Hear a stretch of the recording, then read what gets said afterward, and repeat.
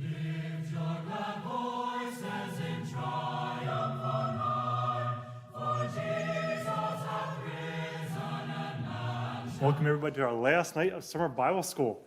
You all excited to be here? Okay, good. Glad to hear it. Please turn with me in your Zion's Praises to number 527. All the way my Savior leads me. The Zion's Praises number 527.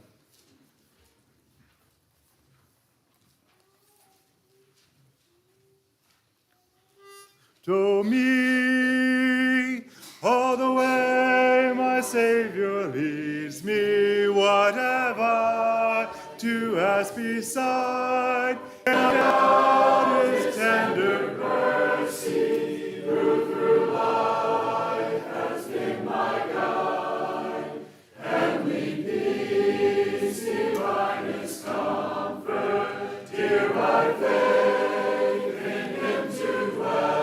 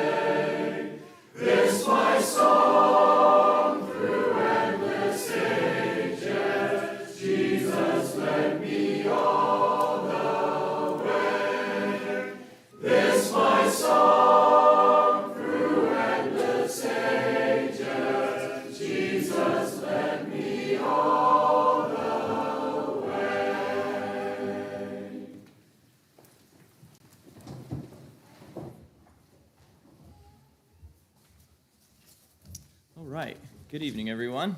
Welcome to the last night of summer Bible school. I'm excited. I'm excited for the snack afterwards. Are you guys excited for that? Oh, yeah. Okay. All right. So tonight we're going to talk about one thing that I would like to take camping with me if I would go camping. So the final thing, well, there's lots of things that we didn't talk about. But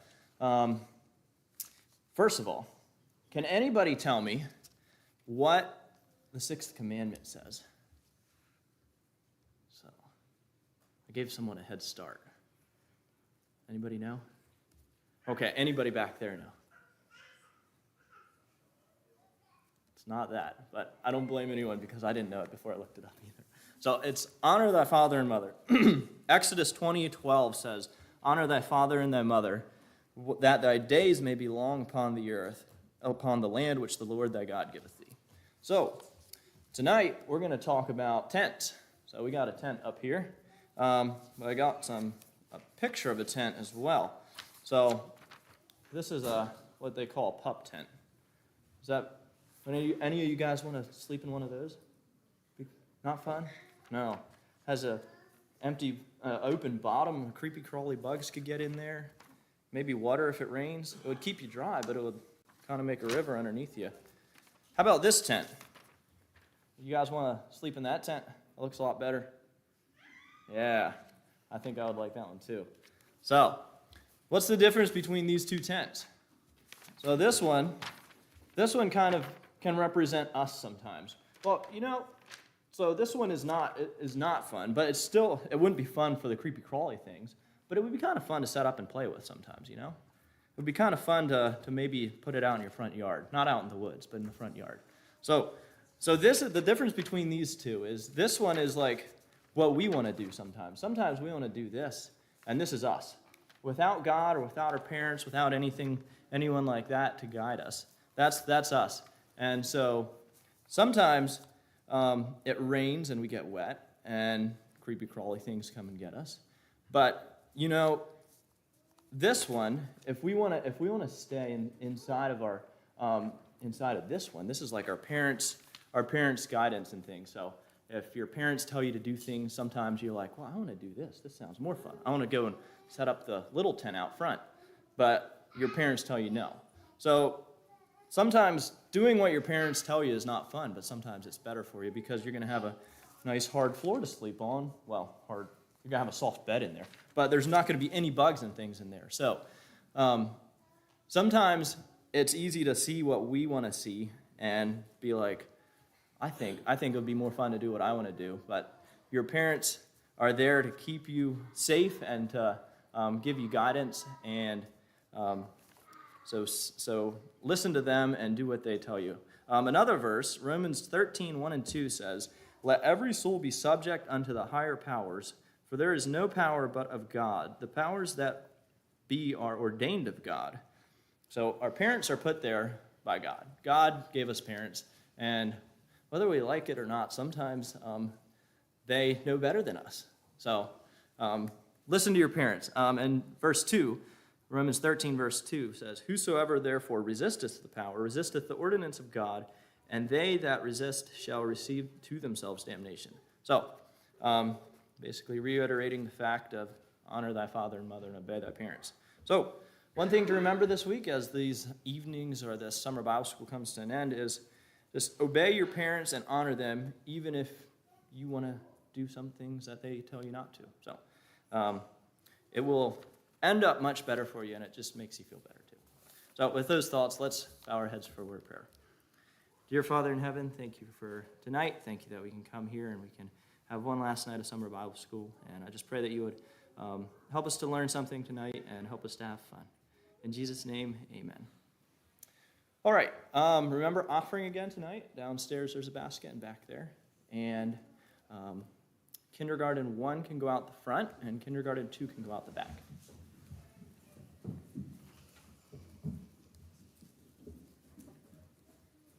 And did you go out the front or the back? I forget. Front, okay. Grade 2, you go out the front. And 3 and 4, you can go out the back.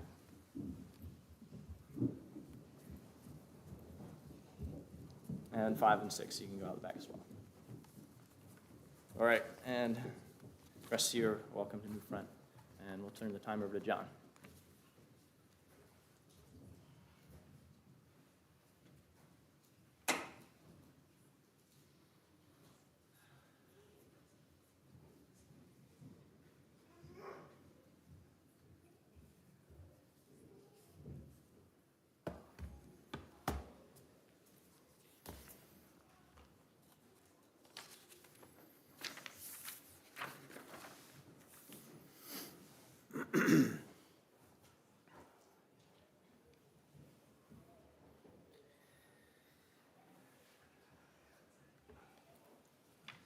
Well, again, a good evening to you. We've been talking about following Jesus and particularly then helping others to follow Jesus. And this evening, I want to think about the importance of prayer in this whole process of following Jesus. Don't know what your takeaways are going to be from these sessions. I do hope that as we've talked about this as being the mission that God has given us to actually make disciples, help each other to follow Jesus, that it will increase your vision there, your desire to be involved in each other's lives, But I do want to say here that I've talked about ways in which we can engage with others, asking questions, feeling with them, their sorrows and so on. But also want to say that because this is something we do together, it is helpful, it's always helpful when we are walking with each other to follow Jesus, that we open our hearts, not just ask others to open their hearts. Does that make sense? So the openness that we have, just talking about the needs in our life, can be helpful for others to open their hearts as well then. So we're going to be talking about prayer and discipleship, and I'm going to be looking at a passage in Luke 22, where we have record of Jesus talking about praying for particularly for Peter, but likely it was something that he was doing for the other disciples as well. And this is right at the close of Jesus' earthly ministry, the last night with his disciples. The chapter begins with the story of Jesus going with his disciples to this place where they could have this supper together, this meal together, and he was arrested then later that evening. And we pulled together some of the record from the different Gospels. We get a fuller picture of what all went on there that evening. I'm going to be reading particularly verses 31 and following, but I want to note some of the things that happened before this. So, verse 7, it says, the day of unleavened bread had come, the Passover needed to be killed, and so Jesus had instructed his disciples to make preparation. And a familiar account, we know how they located the place, saw a man carrying a pitcher of water and so on, located the place. And then verse 14, Jesus begins to describe the evening, the supper that he was having with them, breaking the bread, sharing the cup, and him telling them then, you continue to do this in remembrance of me. So it was a very meaningful time here. Became for the disciples much more meaningful after they understood really what the fulfillment was. But I want you to notice verse 20. Then it says, that he took the cup. This is the new covenant and so on. 21, behold, then he says, the hand of my betrayer is with me on the table. And truly the Son of Man goes as it has been determined, but woe to that man by whom he is betrayed. And they began to question, so who is this? Began questioning among themselves. And we don't know for sure, again, what all he said when. So John records a lot of teaching that he did this night, maybe a bit after this. But when they began to question about who was going to betray him, verse 24 says, then there was a dispute among them as to which of them would be considered the greatest. And Luke is the only one who records this part. So they're bickering about who's going to be the greatest. It's hard for me to try to think what it was like for Jesus, knowing one was going to betray him, but then they start bickering about who's the greatest, and Jesus is about to suffer and die. But he gives them teaching. It seems like he's patient with them there, gives them teaching as one who was continued to care about their own development and their spiritual growth and maturity, even when he was in a time of distress here. And just insert here that's a pattern that we need to be observing as well, that there are times when there are people, especially as we grow to maturity, there'll be times when people are calling something from us when actually we need. Like we're in a condition actually where we're distressed, but somebody else is needing our assistance. You see Jesus actually being very sacrificial, very loving here in that. And so he gives them teaching here about, he said, this is the way the Gentiles act. They want to rule over each other. And he said, you need to be servants. That's what you're to do, just as I came and I was a servant. And so, verse 28, just kind of endearing words here. He says, but you are those who have continued with me in my trials. So there's that encouraging note. And I bestow upon you a kingdom, just as my Father bestowed one upon me, that you may eat and drink at my table in my kingdom and sit on thrones judging the 12 tribes of Israel. We don't know what all Jesus had in mind here, but he's clearly talking about things prophetically here. And then we come then to verse 31. And but the part that Luke doesn't talk about here is that Jesus at this time also said, he quoted from Zechariah, and he said, the sheep will be scattered, the shepherd will be smitten, the sheep will be scattered. And then he said, all of you are going to run away. And I don't know, again, Luke doesn't include that, so I'm trying to put the sequence, pulling all the Gospels together here. But it may be what sparked Peter to say what he did in verse 31. So that's what I've projected here.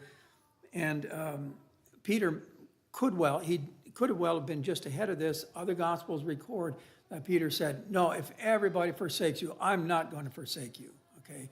Now we have Jesus' words to Peter saying, Simon, Simon, indeed Satan has asked for you that he may sift you as wheat. But I have prayed for you.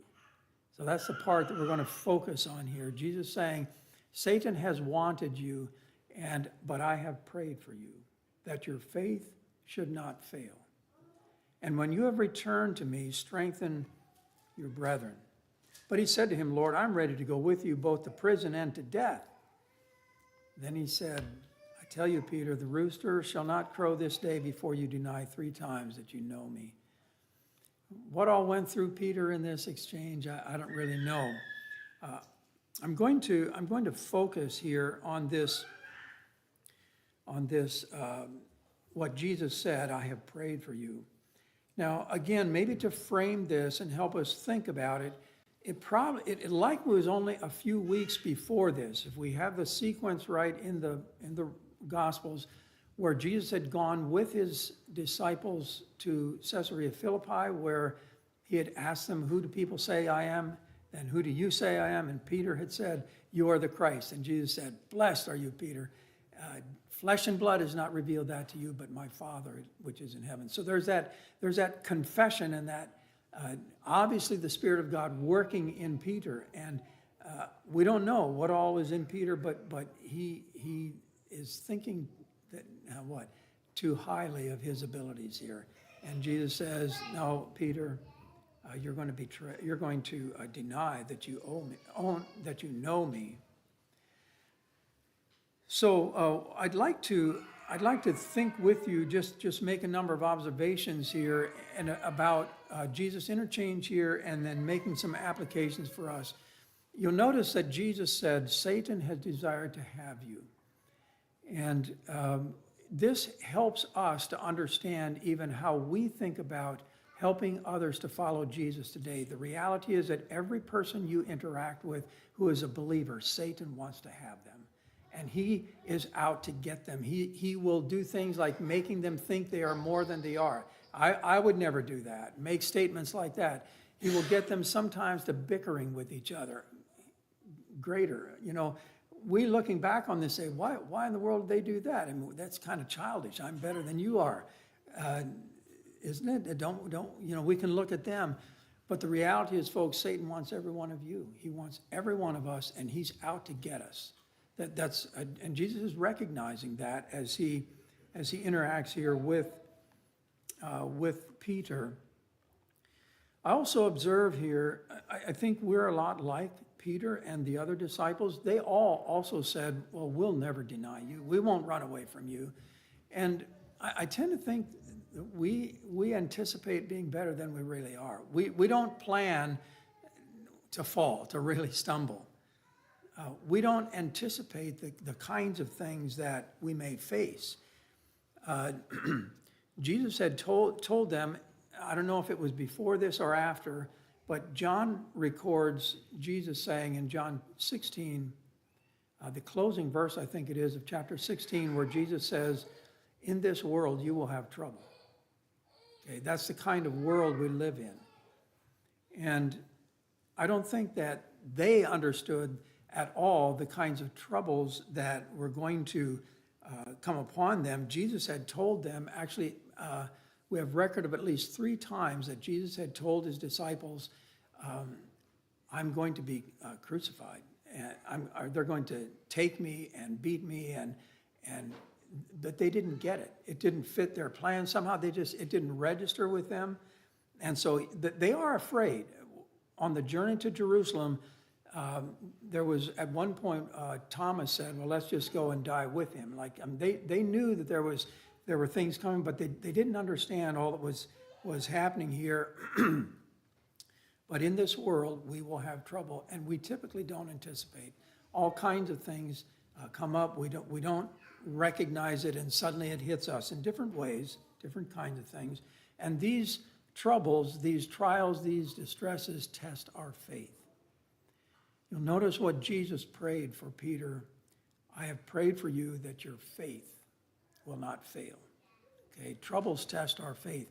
Now, I would just like to ask you, tell me, what were some of the troubles or trials that the disciples were going to face? Just, what would you say? Maybe Peter particularly. Persecution, yes. What about just right in the immediate days here?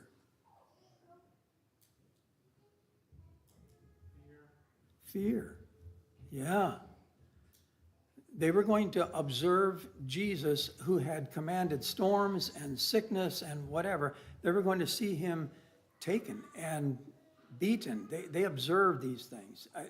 It's hard to understand how that would test, what kind of tests they were facing as they observed this with Jesus. Tests to their faith. Is this really the Messiah? Like, what's happening here? This isn't the way the story is supposed to go. What else?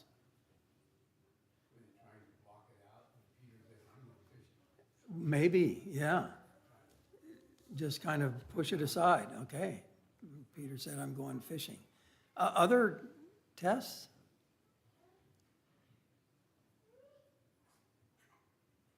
Jesus walked with them and told them what to do. In some sense, he allowed them to lose a friend and also guidance. And what? Guidance. Okay, yes. So the test of not having his presence in body where they could see him and hear him, so that was going to be a test.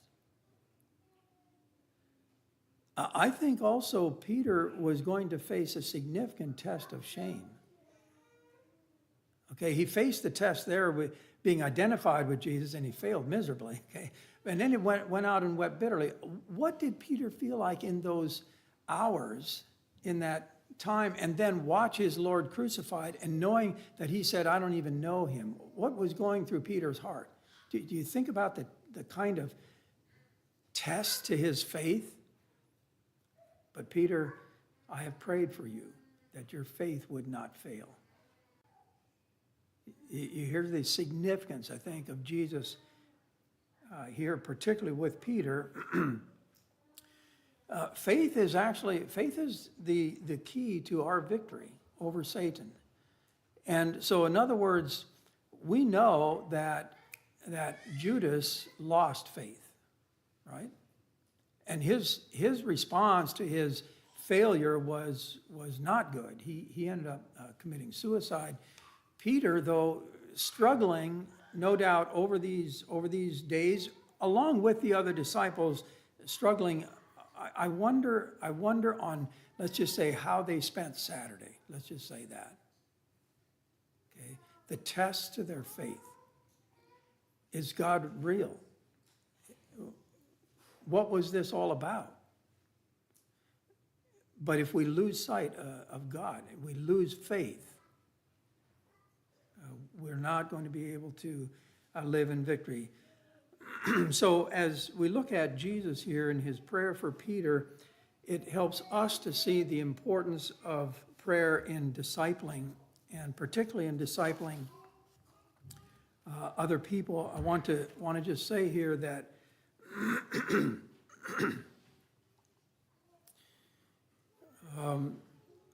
when we think about discipling, what we need to always realize is that we cannot change lives. We can't change hearts. It's we're walking with somebody and they're struggling. If I'd have been with Peter here and his struggle and so on, I couldn't have changed Peter's heart, okay? I could have been an encouragement, but only the Lord working and the Spirit of God involved is what is going to actually change lives, which means that we need to be in prayer. Somebody told me years ago, he said, John, don't take, I don't remember who it was even, but he said, you should not take on more responsibility than you can pray about. And I'm just going to say here that when we think about helping each other to follow Jesus, we should always be in prayer for the particular people that we are engaging with. That's a part of it. We're calling on the Lord to do things that we cannot do. And the reality is, folks, that God is a life changer. He does things in people's lives. He changes hearts. Now, we sometimes think it takes a long time, okay? And from our perspective, maybe it does, but God is at work. And the reality, we are assured over and over in the scriptures that God's ear is toward his people. He wants us to bring our needs and the needs of others to him. So I'd like to explore just a little more here about this matter of faith, and what Jesus prayed for here. I want to say here, my assumption is that Jesus prayed for all of his disciples, okay? But we have record here of Jesus saying this specifically to Peter.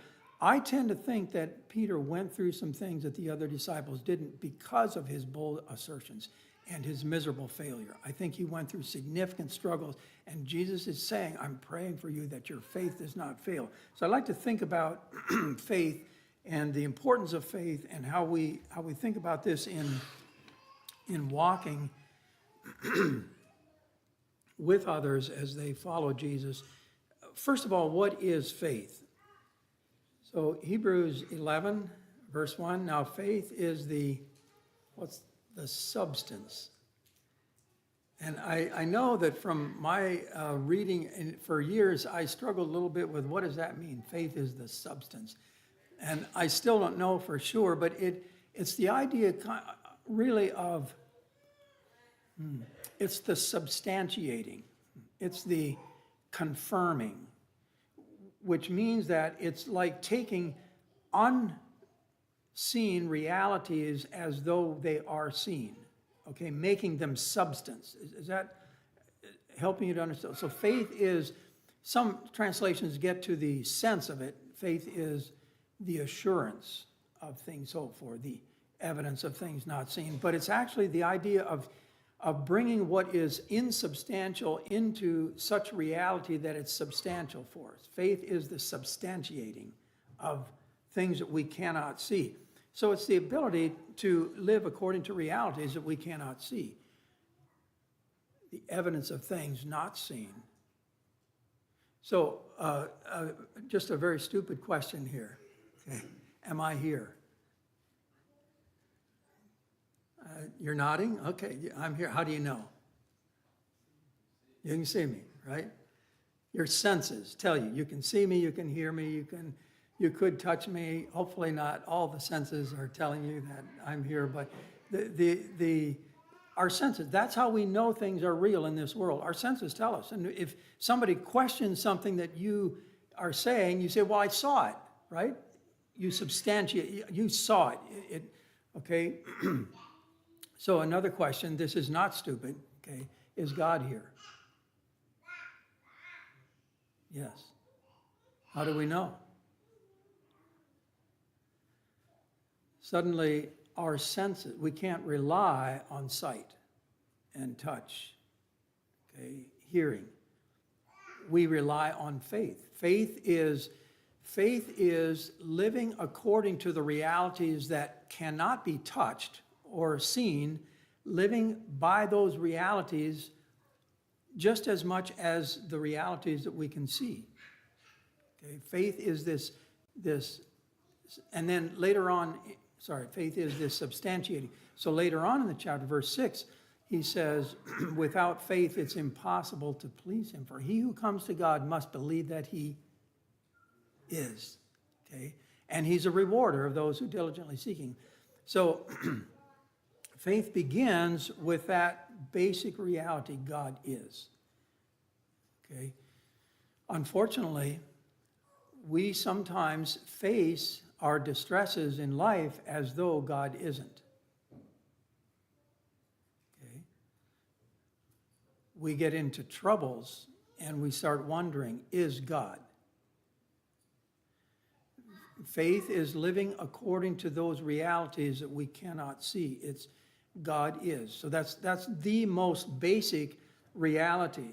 And God is more than I am. Okay, you trust that I am here, right? But God is more real than anything. God is the author of all reality. But it's hard for us, in living in this world where we rely so much on our senses, it's hard for us to go by those realities that we can't see. So have any of you ever felt like God isn't with you? Well, yeah, that God doesn't care. Or that God is too busy or something. Or maybe even that God doesn't like you. Faith starts with saying, okay, God is, and I'm going to live with that reality as though God is. Okay? When we get in trouble, no matter what, and I'll look at some of the different ones a little bit later here, but when we get in trouble, whether it's losses or it's relational struggles or if it's personal failures, as with Peter here, or whatever trouble or difficulty or distress that we get into, or responsibility maybe. Sometimes it's responsibility where we feel just as though God isn't with me or he's not supplying what I need or whatever. We have to anchor our hearts on this reality, God is. And I'm going to just expand on some of these things. God is with his children. One of the things that Jesus assured his disciples of repeatedly in the closing hours, the closing night there, was that I will be with you. Okay, he said, I'm going away, but I will not leave you like orphans. Okay, I'm going to send my spirit, and my spirit will be with you, and I will be with you. And then just before he ascended, he said it again, lo, I am with you always. Just before he ascended, I am with you. This withness is something that is, it's more than human withness. Okay, I have family. My wife and I have family in different states. We have family in Tennessee, in Ohio, in Florida, and God can be with them just as he is with us. There are a number of things our family is facing right now that we pray God be with them. Well, we know he is, but that's our prayer. We want God's presence. God's presence is what enables us to go through the experiences that are too big for us. Okay? When you were a child, somebody said it here about going out in the dark. When they talked about the flashlight, who was it? Said that he used to come in faster than he went out, right? Okay? Why? Now, if his dad would have been there walking with him, it would probably changed it completely, right? Is that how you were when you were young? Yeah, if you have a big person, well, then it's an adventure, actually, to go out in the dark, right? God is with us. God's withness is also eternal. I don't know how to say this, but here's one example, one way to think about this. Paul said, you know that there was a time when Paul was converted, right? On the road to Damascus. Well, he was Saul then. What was he like before then? Was God with him before that? He thought so, yeah. You know, he says, writing to the Galatians, God separated me, set me apart in my mother's womb, that I should preach among the Gentiles. Now, there's a difference, I want to say, there's a difference in relationship that happens when we come to Jesus. But I'm going to say for God's children, there is no place where we can be where God is not. He is with us. But it's so easy for me in times of distress not to feel his presence, and then I begin to doubt it. When we are helping each other to follow Jesus, one of the things that we have to be doing constantly is thinking about how can we bring the sense of Jesus' presence here with us. Many people that I've interacted with, particularly where they have grown up in difficult settings or where they're going through extreme settings, they often are struggling with this thing, it's too big, I can't do this. Well, that's true. Life is too big, and we can't. But what if God is with us? When you were a baby, you were not out of the presence of God. Even when you go through things that should never happen to children, God cares about children. God is with you. Sometimes we have to actually revisit those times in our life where it seemed that God was not with us. And we invite him into that and we say, God, I know you were there.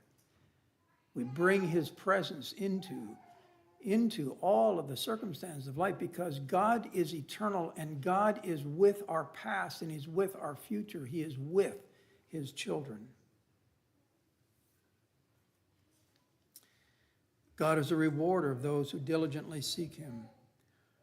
You know, we often want quick fixes, and God sometimes gives us quick fixes. He's amazing. Sometimes he does that. But other times, it's not quick. It's slow. And I want to say that this thing of following Jesus and becoming like Jesus is a lifelong thing. We don't grow up spiritually automatically. And so again, back to an earlier session, I was talking there about seeking Jesus and beholding him and worshiping him and opening our hearts to his teaching and to his ways and to his person. Sometimes we reduce Christianity to our behaviors. I want to do what is right and I don't want to do what is wrong. God cares about your behaviors, but he wants you. He wants us. And when we're helping each other to follow Jesus, sometimes people are going to be like Peter. I denied him, and what do I do about this? I feel terrible. He went out and he wept bitterly. Okay? Did Jesus still love him? God is with us, and he cares. And so sometimes as we're walking with people who are feeling like God isn't, or that God isn't with them, or he doesn't care, the necessity is to lead them into the presence where they can experience that he's a rewarder of those who seek him. So we keep seeking him. We seek him through our lives. God's promises are true.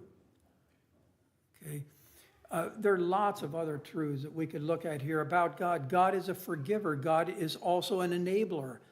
Okay? And so we can't go. Did you ever struggle with sins that you've done and you're still struggling with them after you're a believer? Okay.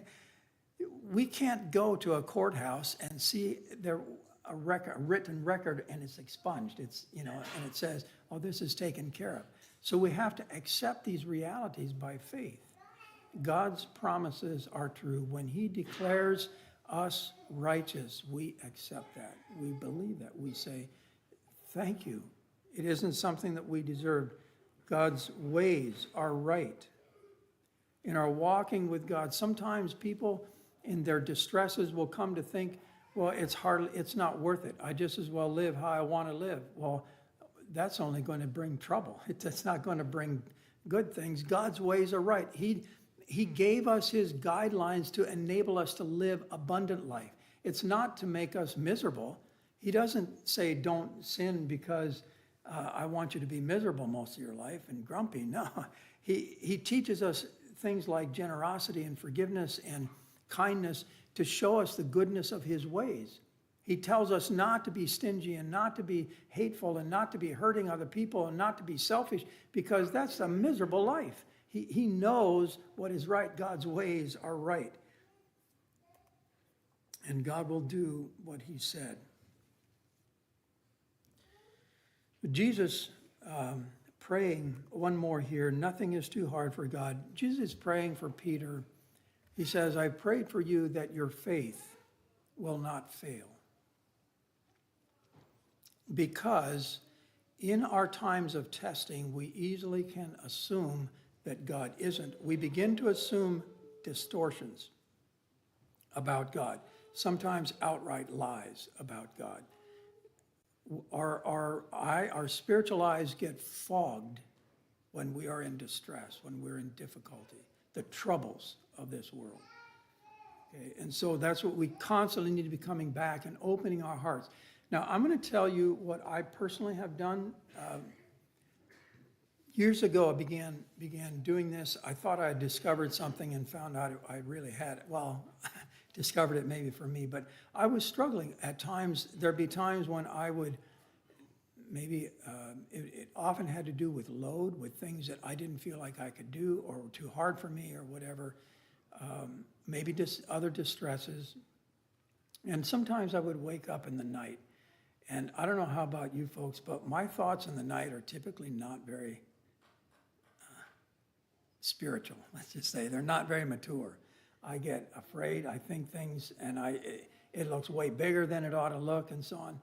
So one of the things I started doing is I started writing down things that are true about God, just true about God. So God is, just start there. God cares about me. God is over my life. God is bigger than anything I am facing. And God knows what I am going through. And God is able to take the things I'm going through and turn it into good things in my life. I just wrote down a list of those things. And I started going over those things. And then in the night when I would wake up, I would rehearse them. I would just start saying them in my heart. And it calmed my heart, opening my heart to the reality of God. In the midst of difficulty, we easily lose sight of these things. So I'd like to ask you to think here a little bit about people that you can care for. And so your mind might go to somebody here. Now, again, I want to say here, you might say, well, I need help. I'm not in a position to help others. Well, okay, that may be, but you can still walk with others toward Jesus. That's what we're looking at here. So I'm not saying, well, let's look at some of these things. So people in distress, let's just say. So I want to ask you, are there people in your life that you know who are distressed? I'm not asking you to say it out loud, okay? Just think these things, all right? Are there people in your life who are distressed? Are there people in your life that you know are overwhelmed or overworked? Are there people in your life who are distracted? You know, we live in an age of distraction, and one of the biggest distractions in our culture, it doesn't hit Mennonites, I know, but is a cell phone, right?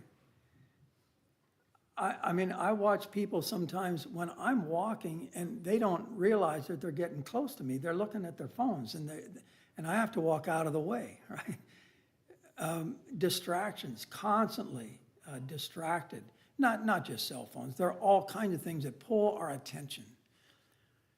And when we get distracted, Jesus talked about the deceitfulness of riches and the cares of life. He talked about those things that choke out the word, the good word that doesn't take root. Are there people in your life that are distracted by things, by whatever? Okay, just asking, are there people in your life that you know who are lonely or marginalized? There have been times in my interaction in our congregation where I've realized there's somebody that I don't see much of them. I'm not hearing much of them, and something's happening there. And sometimes for those people, I'll just ask, can we go out for breakfast? And just start, so how are you doing? Okay, what's happening? There's a man in our congregation some years ago who was like that and began going out for breakfast with him, and he started opening up in his heart and the struggles that he was having and so on. He died now. But he was marginalized. He was on the fringes. Are there people that you know? Are there people in pain? And I mean physical pain, okay? Physical pain or relational pain or personal pain. Are there people in your life that you know? Are there people in your life who are confused? All I'm looking here is if your mind went to particular people. Now, I'm not saying that automatically you ought to go talk to that person. Okay, sometimes it's cross-gender. Sometimes it may be other reasons that would not be appropriate or suitable for me to interact with that person. Okay, we don't have to be responsible for everybody, but God wants us to have eyes like Jesus, where we see people the way he saw them, and we care enough to actually be involved in their lives. Now, again, I want to say here we have to be cautious here. Sometimes I've talked to people and asked them what's happening, and they don't want to talk. They don't want to talk about it, and we have to honor that. We have to respect that if they don't want to talk, but they need to know that we care. Okay, and sometimes we can say things like, okay, if you get to the place where you need somebody to talk, I'll be glad to talk. Sometimes in going to people, maybe it's first a matter of us saying, I need prayer. And you give them something in your life that you are dealing with, and you ask them to pray with you. Because the reality is that sometimes we are distressed. Sometimes we are overwhelmed, overworked. Sometimes we're distracted. We realize that. Sometimes we are lonely, in pain, confused. Is that making sense? So we go to each other sometimes to help, to assist, other times because we need help. We need somebody else's prayers for us.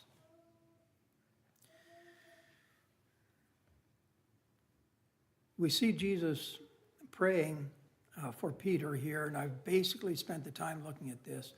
There's another actually recorded prayer. We don't actually have Jesus' words in praying for Peter. He just says, I have prayed for you that your faith would not fail, but we don't actually have the record of his prayer. But later that evening, John 17, John records a prayer of Jesus in which he prays for his disciples. So there again, we have very clearly Jesus' example of praying. He knows what his disciples are going to be facing. He's praying, Father, sanctify them. Okay, that's one of the things that he prays for. Father, keep them. I have kept them. You keep them. He knows they're going to be facing these distresses. So you hear, there again, we could study that prayer and look at how Jesus prayed for his disciples, see his example.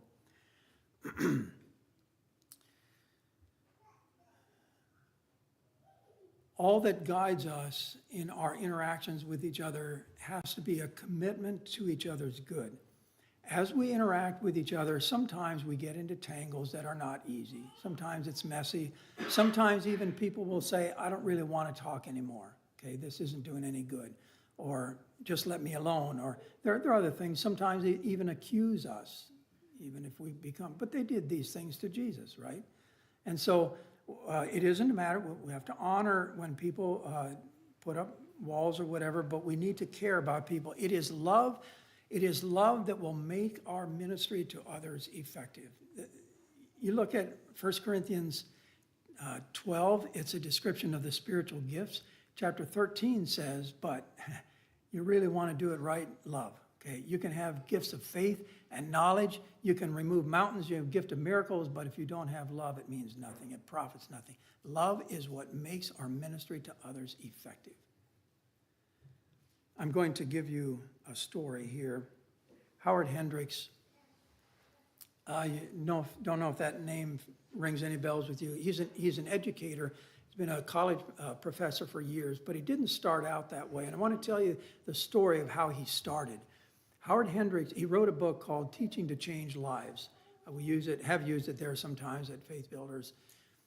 But Howard Hendricks grew up in Philadelphia, and he was in a very rough section of Philadelphia. He said his father left their home before Howard was born. So I don't know, somewhere in her pregnancy, he left. Howard did not see. The first that he saw his father, as I remember the story, the first that he saw his father was 18 years later when his parents were in divorce court and he was called to testify. So that's the first that he saw his father. But he grew up in Philadelphia. There's a very rough section. They said a church cannot be planted here. It was so rough, such a rough section. And so there were some people, God's children, who decided that they're going to anyway. And so they went in there, they got a building, I don't know if they rented it or bought it, but they got a building in which they could meet, and they began getting people. There was a man among them, his name was Walt, and I don't know his last name. Walt had about a 6th grade education, and he went to the leader and he said, I would like to teach Sunday school. And the leader told him, he said, well, I don't really have a class for you. We have all the teachers we need. And Walt said, well, I want to teach. I want to teach a class. And he said, well, if you want to have a class, go out and get your class. And so Walt went out the streets of Philadelphia, and he found Howard. Howard was a boy about 12 years old, I think, 10, 12 years old. And he was playing marbles with his friends. Walt came up to them and he said, hey, boys, how you doing? And they said hi, and he said, would you like to go to Sunday school? And Howard said anything that had school in it was bad news. So he said, no, we're not interested. And so Walt said, well, could I play marbles with you? And they said, oh, yeah. So he played marbles with them, and he was good. Actually, Howard said that's where he lost his marbles. But Walt played marbles with him. And in that interaction, they began opening up to him, and they started coming. And he said he got 13 street boys there from Philadelphia, and he had them as his Sunday school class. And Howard said 11 of those 13 are in full-time ministry today. When Howard, one of the things that he said, I don't remember things that Walt told us. I don't remember what he taught us, but he loved us. He said, Walt loved me more than my parents did. What I'm saying here again is, here's a man that's not that skilled, he's not educated, but he knows Jesus and he loves. So as we interact with people, as we walk with them, it's not that we have to have the answers for all their problems, okay? But as we walk with them and we allow our hearts to be moved with their distresses and their problems, we share with them, we pray with them. Those are the things that enable people to follow Jesus. So I'm going to just, I think, close here, and I'm going to let you, I was going to ask you to pray for each other, pair up and pray for each other, but I think we're running out of time. What I'm going to ask you to do is just take a few quiet moments to think about people that you may want to be involved in their lives, or maybe that you could go to, it's a mutual thing. Not necessarily you're going to disciple somebody, but just, and as you are quietly thinking about that, you pray. Okay? So we'll just pause here, and I'll let you do that. We'll close. God bless you.